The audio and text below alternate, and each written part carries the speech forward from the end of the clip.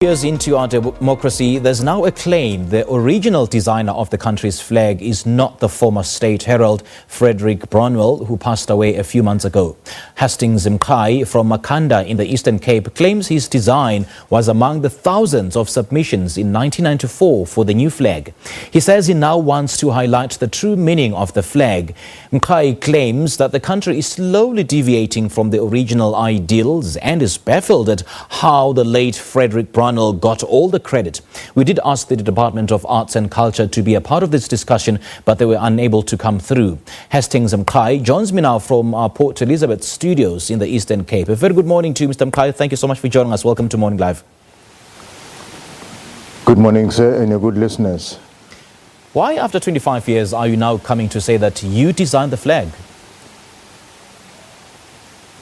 Thank you. That's a good question.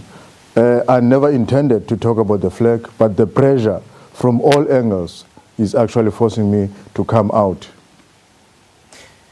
I mean, you talk of the pressure coming from all angles. Why, after the original designer of the flag has died, that you're only coming out now?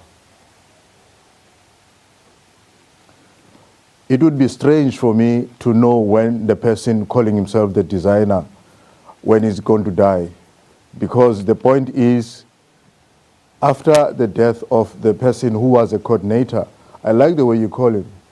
You say he was the person who was responsible for coordinating the State Herald person, not the artist, not the designer. So after his death, people started to have an interest because they were calling him the designer, and seemingly he never questioned that. He allowed them to call them that. And now people are asking, why are you calling yourself a designer? I say, I am not calling myself a designer. I am the designer of the SA flag of South Africa. Well, the fact that he never questioned that he was called the designer, it's quite interesting that you also never questioned why he's called the designer and why you were not called the designer. It's not coming from me that I explain. There's a research that was done more than 5 years ago. And there's a page 19 in the book that was actually researched and written by one of the artists that are in the Eastern Cape, Bandile Magibili. The book is called To Be Black. The book itself was exposed to quite a number of platforms like SAFM, Radio 2000, etc., etc. And in this book, on page 19, that's where it's reflected that there was a fraud where the SA designer is actually pushed aside. Here's the page. And this book is not coming only now. And if one Googles, you would see that on Google, there are also many statements that are said about the design of the SA flag, questioned by the people who heard the news from the book itself. And when the media heard that I've done the flag, then it's then that they started to come up and say, why now? And why do you talk about this after so many years? Then I started to talk and I decided, let me come once and for all and state the truth. Whether it's believed or not, it's not going to change that I designed the flag. Worst part of it, if there was something for me to contest, it would be unfair for me to contest with a person who's not there. It's the media that called him the designer. He was coordinating the designs. So what's the likelihood that South Africans will take you seriously, that you had 25 years to voice your concerns that you're not given due credit as the actual designer of this flag, and now you're only speaking out after the designer or the person who's known as the designer has died? How likely is it that people will take you seriously? It's not about people taking me serious or not. Firstly, it's about exposing the process of selecting the flag. I only realized after being questioned, so many questions by the researcher, that are you sure that the person who was behind this did a fair play in selecting the flag? Then I said, no, it's not an issue to me whether he did the right thing or wrong. But the most thing that annoyed me, and I decided I must come out and talk, is a spokesperson of DAC who went out to say, I am telling lies and I'm calling myself the designer of the SA flag. Then I felt it's really proper to put that to correction. And how would I know that the chairperson of the selection board was the person that they mentioned? Unfortunately, the people who were responsible for the selection, some of them are still alive. For instance, I'm told Mr. Rolf Meyer is still alive. And our own president, the President Cyril Ramaphosa, is still alive. They were in the processes of selecting the flag for the country. And it was a response for the call for us as artists to make those designs. And we did not do it for payments or fame or to be known. As I see people now that I want recognition, we're doing it because we are called to come with an input in the reconciliation of the country. And that we did. And President Mandela was satisfied by that. Then later on, we are called people now who did not take part in such a noble cause. And I find myself now talking in studios, explaining that I am the designer, whilst the person who actually fraudulently flawed the processes of procurement, because you can't be a chairperson of a selecting board of selecting the flags, then you turn away 7,000 designs by South Africans who wanted to be part of a noble cause.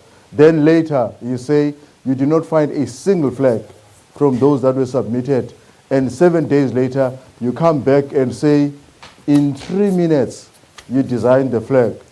But have you been in touch with the DIC though?